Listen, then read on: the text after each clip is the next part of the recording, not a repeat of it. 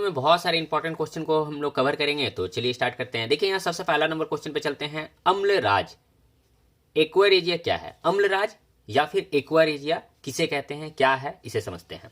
तो देखिए सांद्र हाइड्रोक्लोरिक अम्ल, यहाँ देखिए कभी कभी आपको साइंस के वर्ड में मिलेगा तनु और सांद्र। सांद्र मतलब होता है गाढ़ा और तनु मतलब होता है पतला, ठीक है, पतला लिक्विड और गाढ़ा लिक्विड, तो समझ रहे। तो यहाँ पे है सांद्र, सांद्र हाइड्रोक्लोरिक अम्ल एवं सांद्र नाइट्रिक अम्ल, हाइड्रोक्लोरिक HCl, ठीक है, सांद्र हाइड्रोक्लोरिक अम्ल एवं सांद्र नाइट्रिक अम्ल का 3:1 3:1 के मिश्रण को अम्लराज कहते हैं। अम्लराज वर्ड जब आएगा कि अम्लराज किसे कहते हैं, तो हाइड्रोक्लोरिक अम्ल और नाइट्रिक अम्ल के 3:1 के मिश्रण को अम्लराज या फिर एक्वारेजिया कहा जाता है।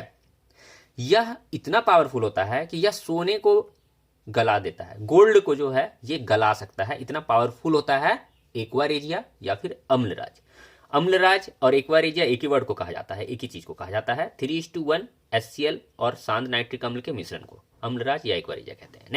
नेक्स्ट क्वेश्चन है संक्षारण को परिभाषित करे, संक्षारण से बचने के 2 उपाय लिखे। संक्षारण को परिभाषित करे और संक्षारण से बचने के 2 उपाय लिखे। तो संक्षारण होता क्या है, संक्षारण वर्ड क्या है, तो वायु तथा नमी की उपस्थिति में, वायु और नमी की उपस्थिति में किसी धातु का परत बन कर नष्ट होना या फिर परत दर परत नष्ट होना संक्षारण कहलाता है। संक्षारण वर्ड क्या है, तो वायु और नमी के कारण किसी भी वस्तु का परत दर परत या परत परत बनकर नष्ट होने की जो प्रक्रिया है वो संक्षारण कहलाता है।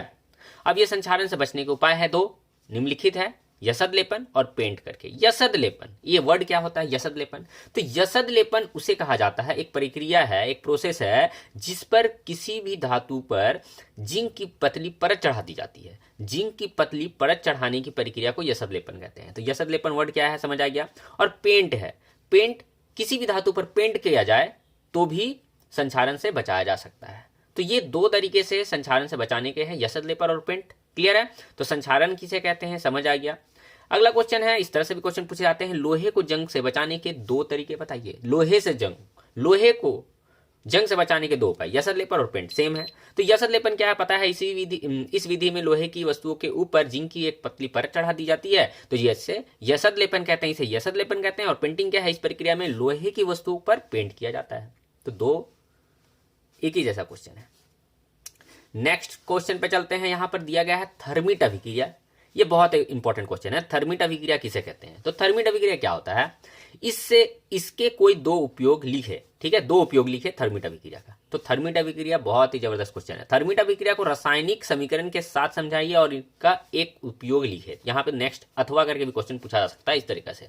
तो थर्मिट अभिक्रिया को समझते हैं। तो थर्मिट अभिक्रिया क्या होता है, आयरन ऑक्साइड, क्या है आयरन ऑक्साइड, जिसका फॉर्मूला Fe2O3 है। क्लियर है, आयरन ऑक्साइड की Al के साथ मतलब एल्युमिनियम के साथ, आयरन ऑक्साइड को एल्युमिनियम के साथ जो अभिक्रिया अति तीव्र होती है, किसका अभिक्रिया बहुत ही तीव्र होता है, आयरन ऑक्साइड और एल्युमिनियम के साथ जो अभिक्रिया होती है बहुत ही तीव्र होती है, जिससे काफी ऊष्मा उत्पन्न होती है, बहुत ही ज्यादा हीट क्रिएट होता है, जनरेट होता है, ठीक है, उसमें बहुत ही ज्यादा निकलता है। इस अभिक्रिया को थर्मिट अभिक्रिया कहते हैं। सिंपल है, थर्मिट अभिक्रिया क्या है, तो थर्मिट अभिक्रिया फेरस ऑक्साइड मतलब आयरन ऑक्साइड की और एल्युमिनियम के साथ अभिक्रिया जो होती है बहुत ही तीव्र होती है, इस अभिक्रिया को ही थर्मिट अभिक्रिया कहा जाता है।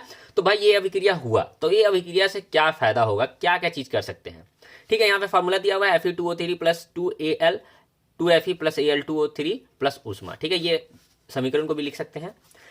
2 उपयोग है इसका, रेलवे ट्रैक को जोड़ने में, रेलवे ट्रैक को जोड़ने में, जो रेलवे होता है उसका ट्रेन का जो ट्रैक होता है उसमें ट्रैक को जोड़ने के लिए ये थर्मिट अभिक्रिया को किया जाता है, ठीक है। नेक्स्ट है क्षार युक्त मशीन के पुर्जों को जोड़ने में, क्षार युक्त मतलब जो खराब पार्ट्स पुर्जा है मशीन का उसको भी मेंटेन करने के लिए हम लोग थर्मिट अभिक्रिया का इस्तेमाल करते हैं।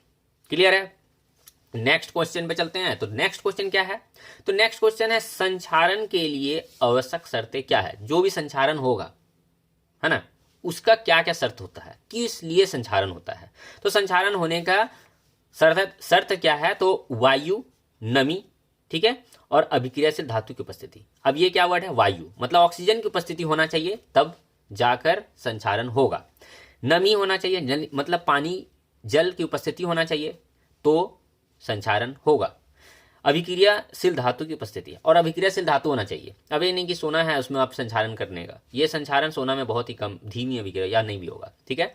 लेकिन लोहा है, लोहा यदि कुछ भी एक नया लोहा की वस्तु है उसको हम खुला में छोड़ देते हैं वायु में, और उसमें नमी लगेगा और वो तो जंग लगता है, ठीक है। तो इसमें क्या होगा, संचारण होगा। तो संचारण का शर्त क्या है, 3 है शर्त, क्लियर है।